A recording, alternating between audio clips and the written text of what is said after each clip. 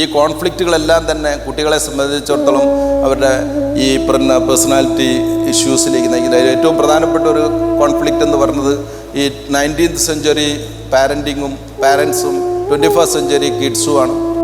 ഒരു കാലഘട്ടത്തിൽ കരഞ്ഞ് പിടിച്ചു കഴിഞ്ഞാൽ ഒരു കാര്യം കിട്ടുമെങ്കിൽ ഇന്ന് നമ്മൾ കരഞ്ഞ് അങ്ങോട്ട് കൊടുക്കുന്ന ഒരവസ്ഥ ഉണ്ടാകുന്നുണ്ട്. ഇവിടെ ഇരിക്കുന്ന ആളുകളുടെ ഒരു പ്രത്യേകത എന്താണെന്ന് വെച്ചാൽ നിങ്ങൾക്കെല്ലാവർക്കും എന്തെങ്കിലും ഒന്ന് കിട്ടിയിട്ടുണ്ടെങ്കിൽ ഒരുപാട് കഷ്ടപ്പെട്ടിട്ടായിരിക്കും, ഒരുപാട് കരഞ്ഞിട്ടായിരിക്കും. നിങ്ങൾ എന്തെങ്കിലും ഒന്ന് കൊടുക്കുന്നുണ്ടെങ്കിൽ ഒന്നും പറയാതെയായിരിക്കും. കാരണം നിങ്ങൾ പ്രത്യേകിച്ചും അവർക്ക് എന്തൊക്കെയാണ് വേണ്ടതെന്ന് നിങ്ങൾ കുറേ നേരം ആലോചിച്ച് അവർക്ക് ആവശ്യപ്പെടുന്നതിനേക്കാൾ കൂടുതൽ കൊടുത്ത് പിന്നെ ഇതൊരു മാറ്റർ ഓഫ് റൈറ്റായി മാറുന്നു.